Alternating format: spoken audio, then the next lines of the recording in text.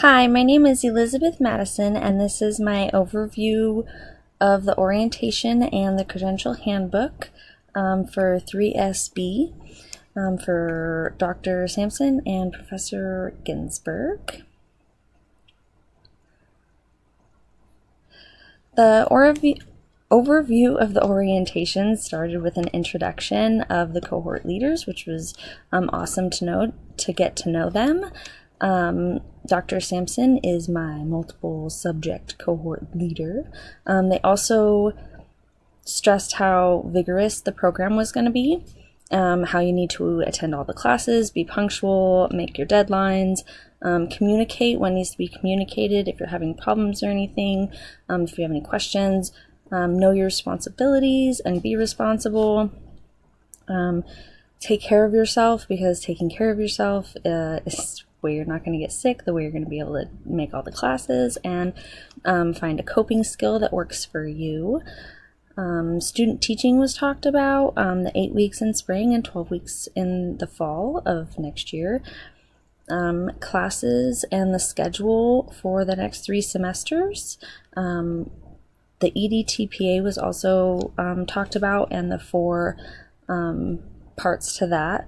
The SIBME video and electronic profile was talked about, and all the forms and evaluations and everything is supposed to be submitted onto that for the program.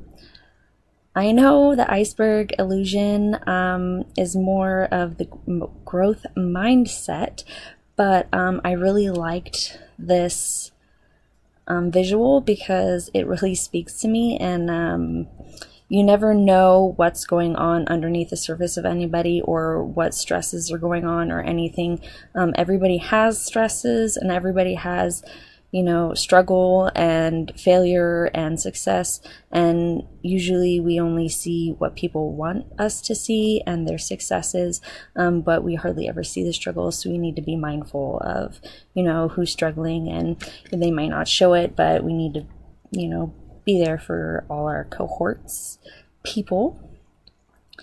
And then the credential handbook overview, the class overview, the class went over standards and expectations, the policies and resources, the 3.0 or higher, and the student teaching for the 30 days. Student teaching was covered, be professional, do the instructional planning, learn classroom management, and had all the breakdowns of the roles for the student teacher, the guide teacher, the supervisors, and the team leaders, and the evaluation of the student teaching on the SIBME and the EDTPA was also covered again. The sections of the handbook that I thought were really helpful and I thought would be really useful to me during my 3 semesters was the overview of the courses, the CCTC standards, the overview of the TPEs. That was actually a cool breakdown of the expectations, I thought. The SDSU, STE contacts and resources, that was a really cool list to see all the different resources that we have at our fingertips. The theoretical framework of the clinical practice experience, the breakdown of the student teaching, that was really cool to see the breakdown of it. To know the important commitment dates to note. And I thought that was good to know because you want to make sure you're there for all the core moments of the kids, to see everything, what a full year of teaching would look like. And then just to know the substitute teaching employment stuff, the 30-day emergency clearance, and it was really cool. There was a section on concurrent credit for student teaching with an employment contract.